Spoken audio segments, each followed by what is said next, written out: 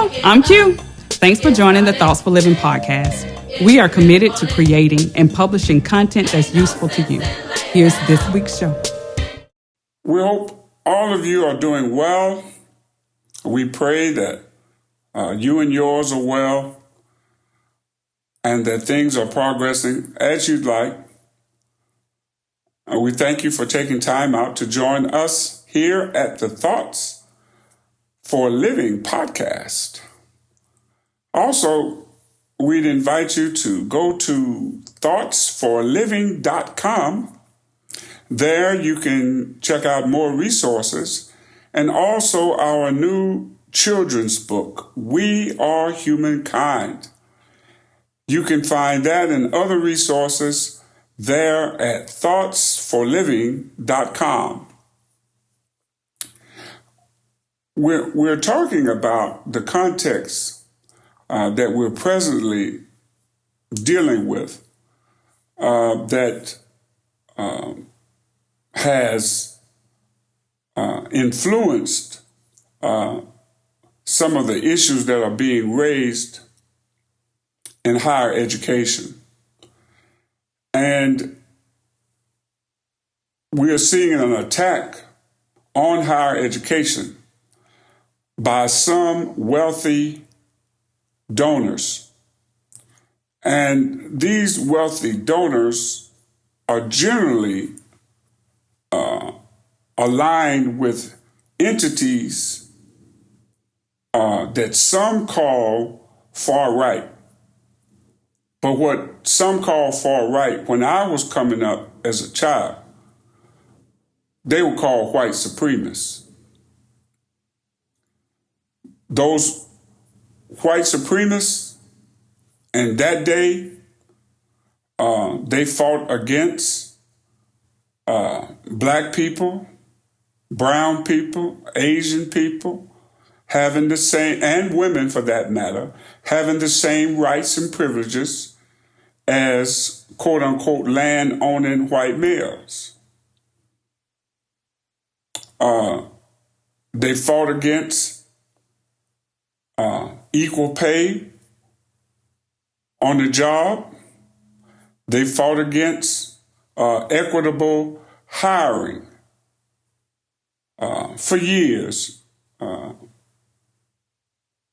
Blacks would be the last hired and the first fired, and would work on jobs where they would train whites who were hired after them, who would then be promoted. And many of those African Americans were relegated to lower status positions for which they were actually overqualified. Also, these white supremacists fought against inclusion. They wanted to maintain separate communities. They wanted to maintain segregated schools. They wanted to maintain segregated places of worship. And people who advocated discrimination, who advocated segregation, who advocated white men being favored for positions of authority. In my day, they were called white supremists. And we see their children today, not necessarily their biological children, but their ideological children today, who are advocating for the same thing. They are against diversity, which means they are against difference. They are against anyone who is not white. Because diversity means difference.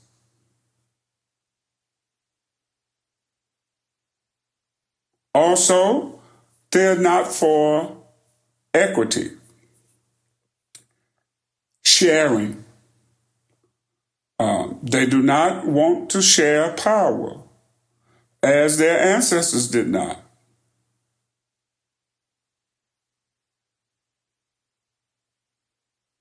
Lastly, they are not inclusive. They don't want to bring more people into the wealth and the prosperity that's generated by the working class people. No, they want to give the tax breaks only to people who are already very wealthy. And rather than establish or provide a social safety net, and really we don't need a safety net, we just need jobs that pay livable wages, quality housing, and good schools for our children. But rather than provide those necessities, today's white supremacists would rather build prisons in an era when, in actuality, the overall crime rate has gone down. It's trending down. But because we won't address racism, white supremacy, because we fail to address the fact that we live in an apartheid state, the vast majorities of white people live in white communities.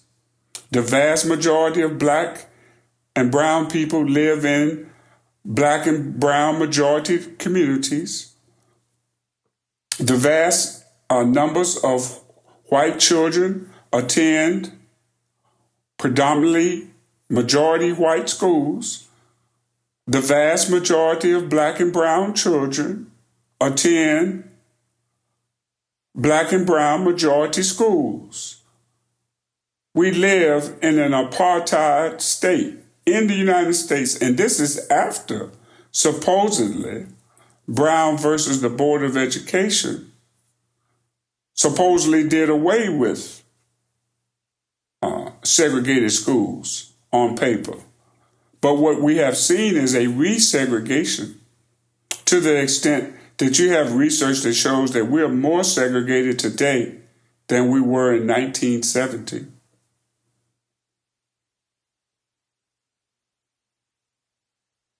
And so it is incumbent that we recognize the connection between the words that are being spoken today and the words that were spoken 50 years ago. Thankfully, I thank God, I've lived long enough, I've heard these words before. And before they were in the mouths of white supremacists, governors, like George Wallace and Forbes and the governor of Mississippi. They were against diversity. They were against equity. They were against inclusion. And we find their children, their ideological children, their white supremacist children are today arguing against diversity, equity, and inclusion. Even though if you step outside your house, all you're going to see is diversity. Difference is the default of life. anyone who is against diversity is against life. How can you be for life and life is diverse? Animals, right? All kinds of animals, right? From a chicken to a water buffalo, diverse. And so we see, as we had said earlier, that the groundwork was laid for this argument against diversity in higher education, and in hiring, it was led by a person named Christopher Rufo, who was behind the debranding of critical race theory, was behind the lies that were suggesting that critical race theory was being taught in schools in the United States. And it's never been taught in public schools at the K, elementary, or high school level. Critical race theory was a theoretical framework used in higher education. But after appearing on Fox, and Fox putting that into being churned out over and over again, states passed laws banning something that wasn't taking place. They banned teaching of critical race theory in schools, and it was not taking place. And since that so-called victory, others have reached out to try to duplicate what took place against critical race theory to now go after diversity, equity, and inclusion on higher education campuses and in places of work. You've seen Elon Musk argue against diversity, equity, and inclusion. Thankfully, you had some pushback from Mark Cuban, who understood the importance of diversity, equity, and inclusion in the workplace. And we said earlier that this issue of diversity and inclusion came out of protests that were being made on colleges' campuses in support of the Palestinian people in Gaza and in protesting against the genocide being committed against Palestinian women and children.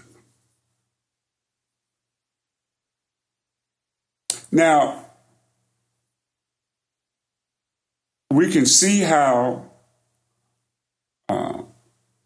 they were able to make the connection between, or try to make a connection between, protests against the genocide of Palestinians in Gaza and try to make a connection with that to their protesting banning DEI. And we suggested earlier that that argument comes to us now through lies that try to assert that the problem in the United States is the left. It's leftist teachers and leftist politicians, those on the left. Well, my friends, that's not true. That's not true because the federal government, the FBI, has said the threat, the internal threat in the United States is not leftist, it's white supremacist organizations and militias.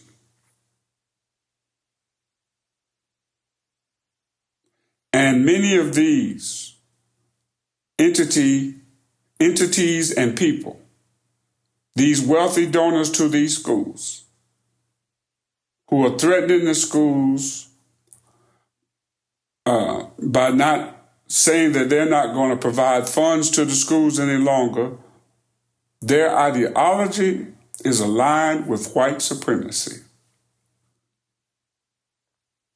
Clearly. Because white supremacy as an idea does not embrace diversity.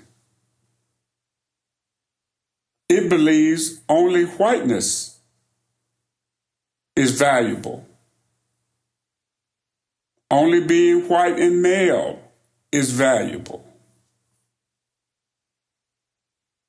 We see this historically. Not only were African American males and women not allowed to vote, the whites who controlled this country wouldn't allow their own wives and daughters to vote. Now, to me, that says about it all. And these same controllers of the society did allow Africans, males, to vote before they allowed their own wives and daughters to vote. Now, what does that say? To me, that tells you a lot about how the men in power at that time felt about women and women's rights. And it says a lot about the men today, about how they feel about women and women's rights. Most of these Supremists and Christian, so-called Christian evangelicals, the white supremacists, I don't even really use the word Christian. That I spell it with 3 Ks, KKK. But these people really don't want to see women in leadership. They're more concerned with the survival of the white race. They want to make sure that white women make babies. They want to make sure they got breeders.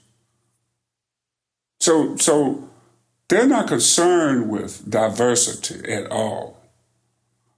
They're not concerned with equity, that there be power sharing within the society, within different ethnicities within the society, and that when we do have to address issues, that those issues be targeted and aligned with the needs of particular communities, rather than taking one-size-fits-all approaches. Also, these white supremacists today are also against inclusion. They don't want to broaden participation in this enterprise, in this project. No, they're trying to suppress people's rights to vote. They're trying to suppress women's rights and decisions about their own bodies. They're trying to suppress those who don't meet simply what they feel is the standard that all other people are to conform to. See, that's not inclusion. That attitude is a my way or the highway attitude. And that's a white supremacist attitude. Now, ultimately, these issues, my friends, are the issues that they are using, falsely generated or not. They're going to use and are using these issues to try to make them the basis for the upcoming election. The fight against CRT, white elites and think tanks, protests against diversity, equity, inclusion, all of this is about trying to set the stage where white people will willingly elect an authoritarian dictatorship in the United States. This is what it's all about. All of this is to get votes in November for a dictator who is going to establish legally. See, they already have the court. They want to establish white supremacy. Now, this shouldn't be a surprise to you, because if you look at the history, white supremacy was and still is legal. You look at these state constitutions, the 1901 Constitution in the state of Alabama. They came together after Reconstruction to establish a white supremacist state. And I suggest to you that this has always been the project in the U.S. since the colonization of our brothers and sisters who are native to this land called Turtle Island, and since the enslavement and stolen labor of kidnapped Africans. The idea has always been that this was a white supremacist nation. And now we just have people who are so afraid of the country becoming a truly democratic and diverse country. They are now pushing hard to try to go back to white supremacy outright. Lily white control. Now, it's incumbent upon us to do what we need to do. And what do we need to do? Yes, we recognize that the Biden administration has not done all that they should do and have been late, sometimes not at all, acting in ways that we feel the country should, particularly in siding with the Palestinians and helping to restrain the Zionist state.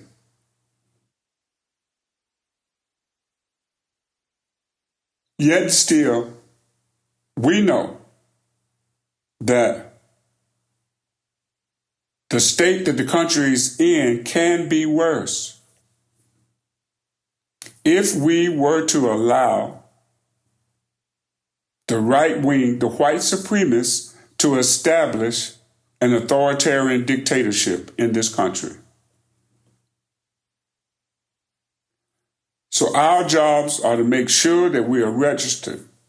Our jobs are to make sure of our polling places. Our jobs are to make sure that we can assist in those states where we can our elders to getting to the polls. And we must turn out at the polls like we've never done before, because our lives and our children's lives depend on our standing up for what's right. And for what's right means standing up for democratic values, even though they aren't being manifested all the time as they should. but we know what's right. And so with that being the case, we have to vote for what's right. And sometimes voting for what's right means voting against what's clearly wrong. And it would be clearly wrong to allow white supremacists to establish an authoritarian dictatorship in this country. Please, if you have any questions, you can go to thoughtsforliving.com and email us at info@thoughtsforliving.com with any questions or comments.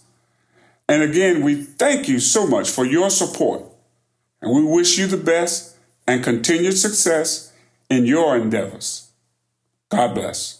Well, as you can tell, we're all different. This helps me to think about my role as a woman of color, a wife, a mother, and what I can do to help create a world that is more sustainable for us all. If you're like me, subscribe to the channel and visit www.thoughtsforliving.com for more episode resources. Thank you for your support, and email us with your thoughts for living.